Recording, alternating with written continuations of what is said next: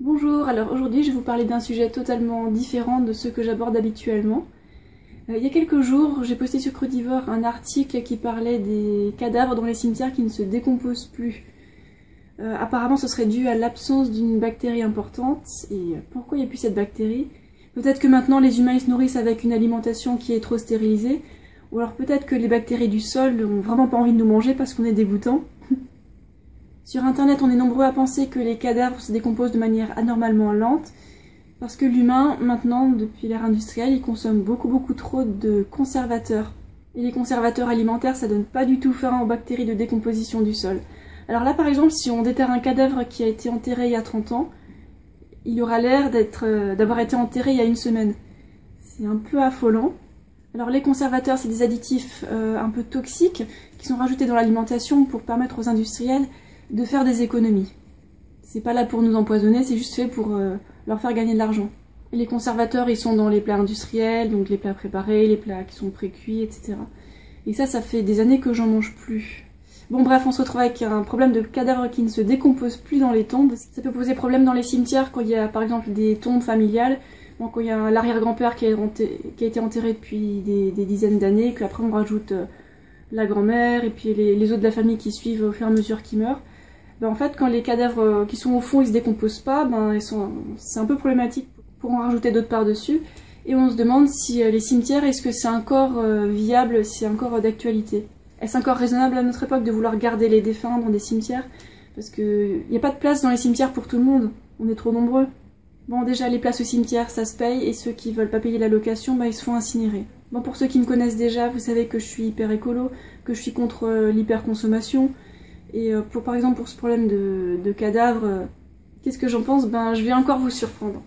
Alors déjà, je ne veux pas me faire enterrer, parce que mettre une personne ou un animal sous la terre, ça ralentit son processus de décomposition, et en fait, ça empêche au reste de l'écosystème de profiter de ce recyclage. Donc déjà, j'aurais pas envie qu'on m'enterre, c'est une aberration écologique. Deuxième option, la crémation, pourquoi pas. Bon après, j'ai pas envie qu'on brûle du pétrole ou du charbon, rien que pour brûler une personne, je dirais presque que c'est du gâchis.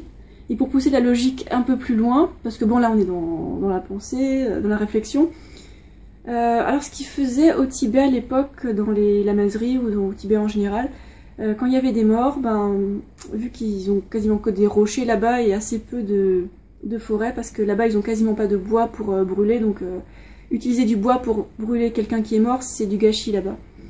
Moi je trouvais cette approche assez intéressante, parce qu'en fait ils donnent les cadavres déjà coupés en petits morceaux, bon ça c'est une caste spéciale qui s'en occupe. Donc ils donnent les petits morceaux aux corbeaux et aux vautours. Comme ça la nature elle fait son recyclage et tout rentre dans l'ordre. Donc pour appliquer ça à l'Occident, là par exemple en Europe, quand je serai morte, j'aurai rien à faire de ce que mon corps il devient du moment que je pollue le moins possible et que ça rentre dans l'ordre de la nature, ben moi ça me va.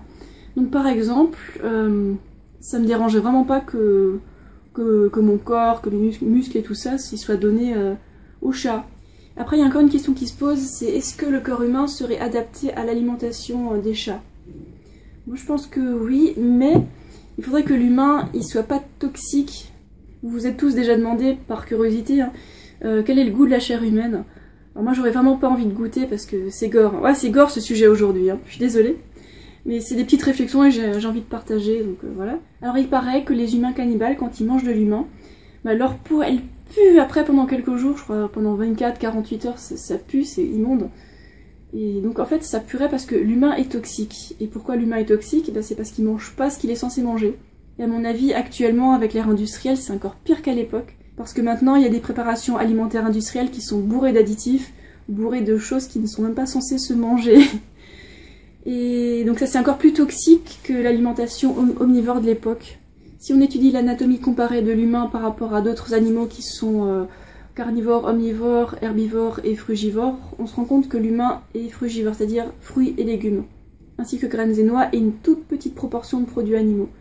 Or, suite à des siècles de traditions non remises en cause et sous l'influence des lobbies de la viande, des produits laitiers, des céréales et les lobbies pharmaceutiques, suite à tout ça, donc l'humain il croit qu'il est omnivore, ce qui est la cause des maladies de civilisation.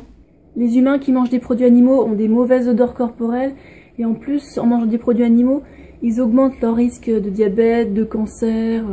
Or, plus on augmente la proportion de fruits et légumes dans son alimentation, et plus on est en bonne santé. Ça, c'est une constante. Et si vous y croyez pas, essayez un peu de suivre le rythme de mes séances de sport. J'ai une playlist de séances de sport sur YouTube, sachant que je me nourris avec une alimentation végétalienne qui est très très riche en fruits et en légumes verts.